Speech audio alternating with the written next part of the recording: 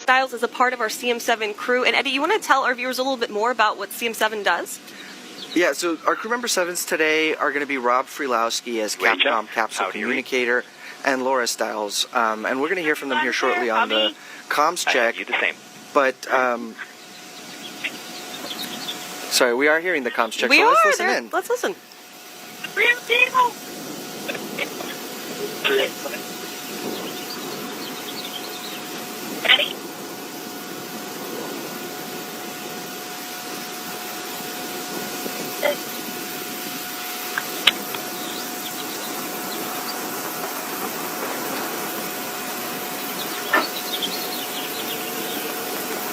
Ready? Ready. Thanks. A fighter, but that was bad.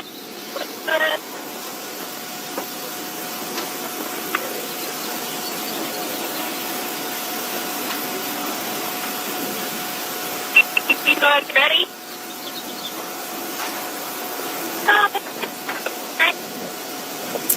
Yeah, so they are getting settled into their seats. The comm check is going to happen any moment now. It's a very exciting thing. So as you were saying, Rob Freelowski is going to be doing that check with our astronauts, Laura Styles, making sure that they are settled in. And goodness, I mean, this is the most exciting part. It has to be for the Astros. And that's the namesake of crew member 7, right? We've got 6 seats in the crew capsule. Every seat is a window seat. But crew member 7 is the 7th person. And while they're not there physically with you, they can communicate with you through the whole flight. They've been with you through the whole process, and they're there in spirit, essentially going to space. It's kind of like the 12th man. You and I, we're Longhorn fans, but we know the Aggies have the 12th man. It's kind of like that. That's right. That's right. Inspiration there. And a great shot there of the launch pad with New Shepard and our astronauts preparing for flight today. Let's talk a little bit about New Shepard in the sense of we've got the RSS Carmen line, but this is also booster number 5? That's correct. This is tail 5. So we recently commissioned this tail and added it to our fleet of reusable spacecraft. And this rocket launch booster now is going for its 4th flight today. Excellent.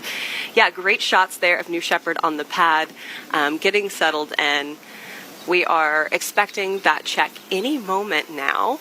So just for a moment, we're going to toss it over to the rocket. We are getting little glimpses of that, so I know you guys want to listen in.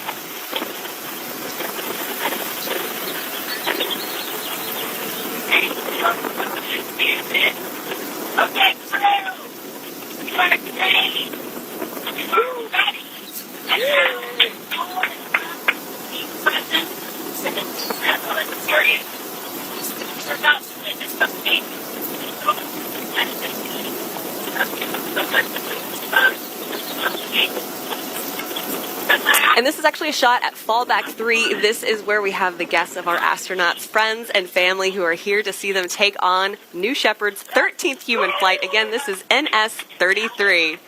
Right, Tabitha, so, we talked about crew member 7 accompanying with you on your flight. These folks are accompanying you through this journey and will be there to greet you when you return back safely. A great shot there of the Tesseract. Now, this is where I was for NS-31, and I tell you, it brought a tear to my eye being able to watch New Shepard launch from there. Mission Control. Good morning, crew, and welcome aboard the RSS Carmen line. Let's get started with some comm checks. Remember to turn your head to the right as you speak into the microphone. Astronaut Jim, comm check.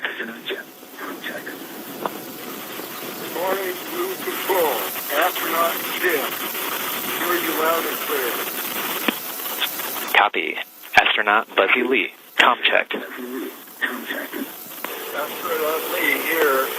Looking forward to it, Rob. Thanks a lot. Copy. Astronaut Awalabi Salis, comm check.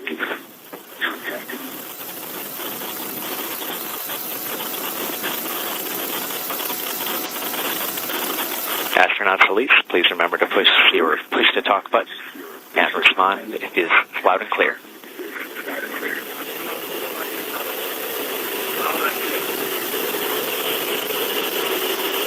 Copy. Astronaut Junebug, comm check. Control, astronaut Junebug, loud and clear. Copy. Astronaut Keener, comm check. Control, astronaut Keener, loud and clear.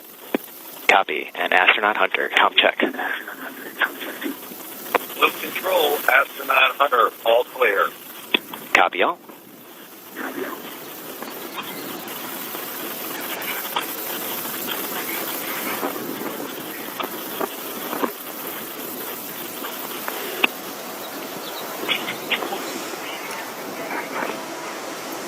Tabitha, we've just heard our astronauts have received confirmation that their comm systems are working in the cabin and everyone's good to go. Some really cool call signs, by the way, for our astronauts. And our crew member 7s, right? We've been talking about them a little bit.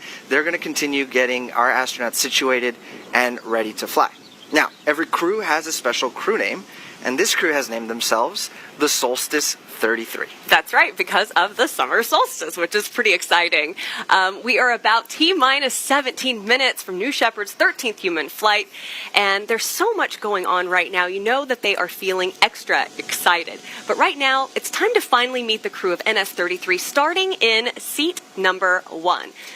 In our first seat, we have Jim Sitkin. Jim practiced law in California for 4 decades before retirement. Jim is a volunteer for a global NGO, facilitating meetings with government and community leaders in Central Europe and Sub-Saharan Africa.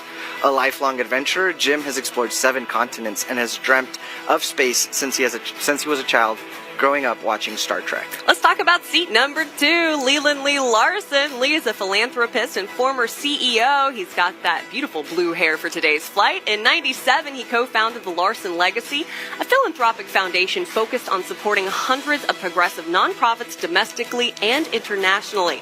Early in his career, by the way, he was a teacher who worked in the Army, counseling soldiers on their educational aspirations. Very cool. And he served as a delegate to the Constitutional Convention of 1968, which wrote the present-day Constitution of Hawaii. Aloha, huh? In seat number 3, Owalabi Salas. Owalabi is an attorney and a financial consultant. He's the author of Equitocracy, which represents a vision for democracy that prioritizes equity among diverse groups. Owalabi is also a key member of the Soulmaker Ministry, which preaches the diverse nature of the universe. He tells us he's dedicating this mission to victims of discrimination and civil rights violations. Let's talk about lucky number 4. Seat number 4, my lucky number, Freddie Rosigno Jr. Eddie is an Italian-American entrepreneur, business owner, and competitive golfer. He is the president and CEO of Commodity Cables and a lifelong golfer who has dreamed of space since he was a child. He has competed as an amateur at the state and national levels in golf for 20 years. He, by the way, is the father of 3 boys. Saying hi to you guys today. In seat number 5, Allie Keener. Allie is an environmentalist and dedicated conservationist with a passion for protecting natural ecosystems and wildlife for future generations. She serves on the board of Nature is Nonpartisan, a nonprofit organization advocating for bipartisan solutions to environmental challenges. And finally, in seat number 6, we have Carl Keener. Carl serves as the chairman of Building and Land Technology, also known as BLT. I myself love a good BLT. He is deeply committed to conservation. Carl champions efforts to sustain, restore, and enhance wildlife and natural habitats, sustainable food systems, and environmental restoration projects through business strategy and philanthropic initiatives. Pretty exciting crew to have together today. A lot of conservationists, which makes my heart so happy. No, that's right. And Solstice 33, right, drawing inspiration from the astronomical phenomenon happening around them as they go to space today. What a cool time and a cool place to be as you're doing this. But additionally, we have to talk about the patch. I love talking about the patch. Some key things to look for on NS-33 in this patch are the following. Starting at the top, a lotus flower, which symbolizes Salas' spiritual journey. A school bus, signifying Leland's family businesses, and the leaves, which symbolize Allie and Carl's environmental stewardship.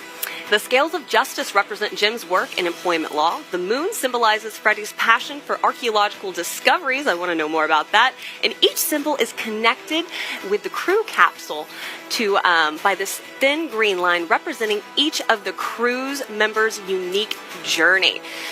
Big shout out to our very own Zoe Brinkley who designed this beautiful patch. We're going to go ahead and toss it over to the rocket and take a look and get ready.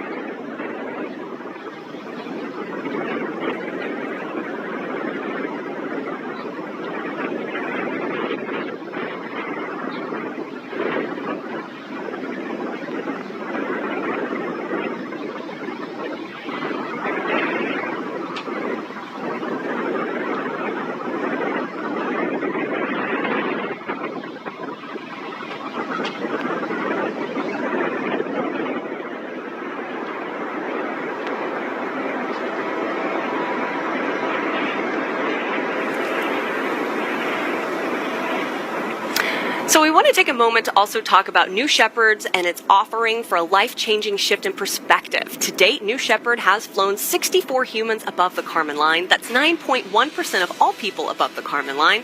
After this mission, the total number of people flown on New Shepard will be 74, by the way, will have flown twice. And what's really cool is that New Shepard allows everyday people, just like these astronauts, to visit space. We are now operating two human-rated vehicles to better meet customer demand. Safety is our absolute highest value, and we've built redundancy into every safety system. Let's go ahead and discuss how New Shepard actually fits, though, into Blue Origin's broader mission and vision. Tabitha, New Shepard is just the start of Blue Origin's journey. It's a glimpse at what lies ahead in our roadmap, not the ultimate aim. Beyond what's happening here in West Texas, there are exciting developments, like New Glenn, which has already successfully completed its first mission, ushering in a new era for our large orbital vehicle. Yeah, and what a milestone that was, Eddie. What was it like to see New Glenn from your perspective? Tabitha, I was there in January, just a few miles from the launch pad, watching this exact scene that we were replaying here, being able to feel the rumble of the 7 BE-4s producing 3.85 million pounds of thrust. Woo! Was just an experience. And of course, right, New Glenn launched our Blue Ring Pathfinder. Yeah, Blue Ring is a very versatile in-space system providing various services for equipment and satellites in space. It's capable of relocating objects and space hardware. It can act as a communication hub between Earth and the Moon, Earth and Mars, and it augments satellite functions. You've got a picture there of the Blue Ring. It's a 44-meter wingspan total. It's a huge vehicle. Overall, it's an exciting new class of vehicle, making space more accessible and practical for companies, governments, and our customers. Right, and it's an amazing addition to our toolkit and starts to really fill out that picture of a robust space infrastructure that will make space more accessible and more usable for all humans. Right. In particular, its potential for cost-effective science missions is just, unprecedented. Right. All these developments are exciting, but there's one more piece to the puzzle. That's right. Very soon we are going to the south pole of the moon with the 8-meter tall Blue Moon Mark 1 lander that happens to be taller than the Apollo lunar module. For us, this vehicle is a pathfinder as we continue to make significant progress within our lunar permanence team. This initiative is focused on establishing a lasting human presence on the moon, creating foundations for humanity to settle permanently. Right. So on the left of your screen, the Blue Moon Mark 1 standing 8 meters tall, single launch, cargo capabilities. On the right are Mark 2 standing over 16 meter tall with capabilities for crew to the surface of the moon. So Tabitha, those are the pieces of the puzzle. Consider our tagline, for the benefit of Earth. This sums up our mission. Every program and every vehicle we develop aims to harness the resources of space for Earth's advantage. Our work focuses on accessing vast resources, energy, rare materials, and making it possible to relocate heavy industries, especially those that could be detrimental on Earth, like manufacturing and energy production, into space. Yeah, and these are substantial ambitions. You're probably thinking that as you're listening to us talk about everything, but that is the work at hand for us here at Blue. Historically, fewer than 700 people have traveled to space globally. However, to significantly impact Earth using space, we must expand our vision. That's right, Tabitha. We've invested in developing New Shepard and building our legacy in human spaceflight. With the success of New Glenn's first mission, we're scaling our services and creating a comprehensive ecosystem of programs. This is the approach that embodies the road to space. We're developing reusable launch systems. We've got various programs for space exploration, orbital mission, lunar ventures, and this will enable future generations to leverage space for Earth like never before. Yeah, and with New Glenn's success, we've embarked on a new chapter in realizing this vision. Now, if you take a look at your screen right now, you might notice that we are currently in a hold. So just for a moment, we're going to toss it right back over to New Shepard.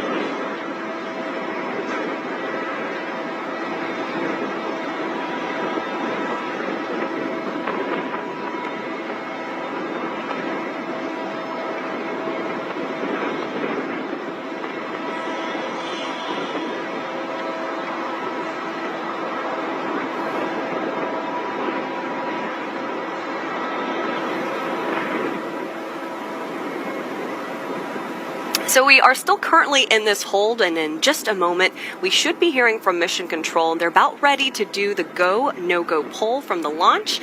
That should be happening any moment here, Eddie. And while we're kind of in this hold and we're waiting for that exciting moment, let's talk a little bit about New Shepard and what our astronauts can experience today on their flight.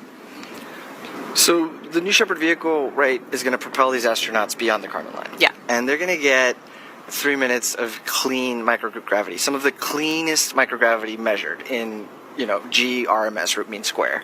And that enables them to really, enjoy this experience of being in space, viewing space through some of the largest windows that have ever flown in space, and truly experiencing the overview effect. It's something that so many people talk about, and how the overview effect really helps influence the rest of their life and the things that they're able to do right back here on Earth.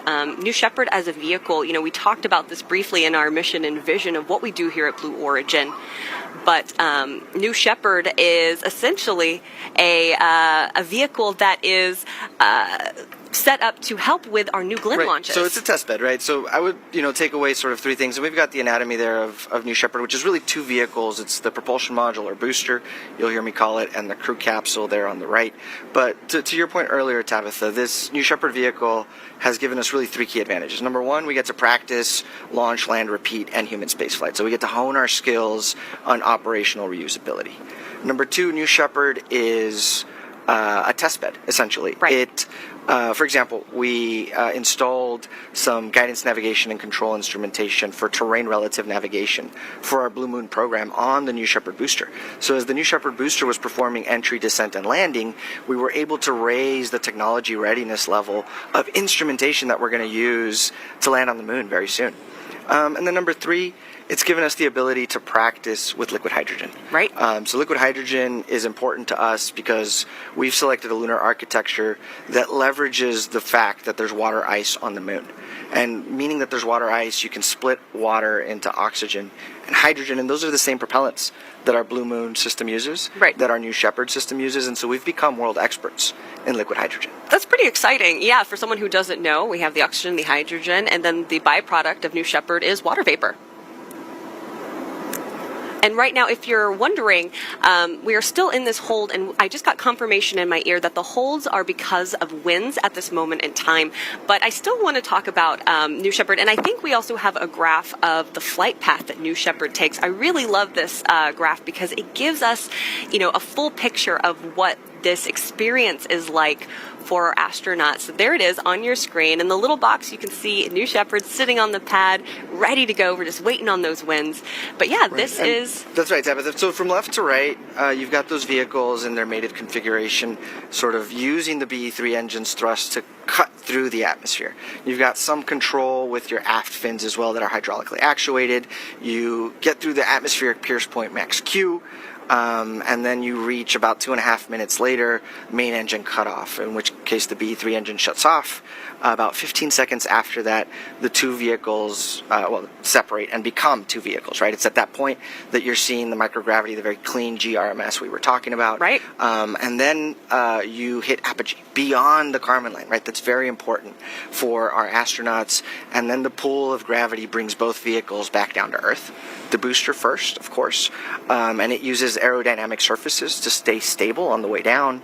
And then about 5,000 feet above ground, the BE-3 engine will relight, come in for a very, very soft landing, right? And I always look at those videos and I'm always impressed because that's not slowed down, that's real time. Yeah. But it's a soft landing so that we can reuse the booster time and time and time again.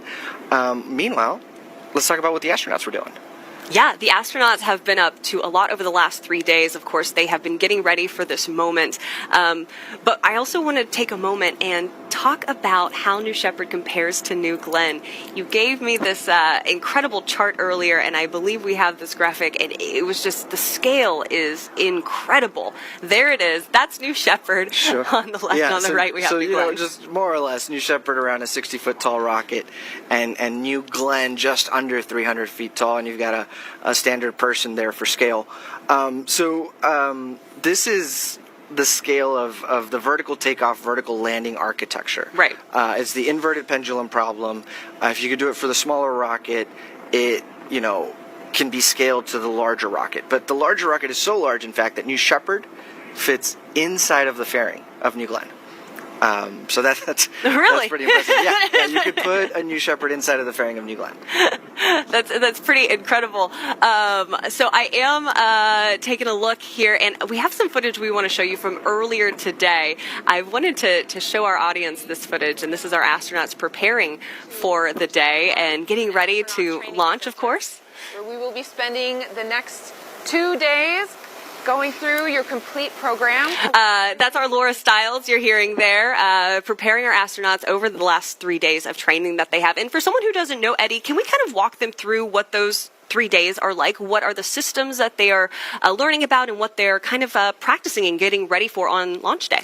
Right, so we want our astronauts to have a very good understanding of the technical specifics behind New Shepard, but then we also want them to be very comfortable with the hardware they're going to use. So here we're seeing, for example, astronaut Freddie Rosigno practicing his harness, Lee getting his harness, and you get to practice that. You get to choreograph every move of your flight, right? So that when you're up there, you can maximize every second of microgravity. Right, you want to take it all in. Right now, however, I want to let our audience know I am now hearing that the flight has been decided to terminate the countdown for today based on weather conditions. Out an abundance of caution, we are scrubbing today's flight, and once the turnaround plan is confirmed, we will announce a new launch window. You can follow us on social media for updates. Thank you so much for joining us today.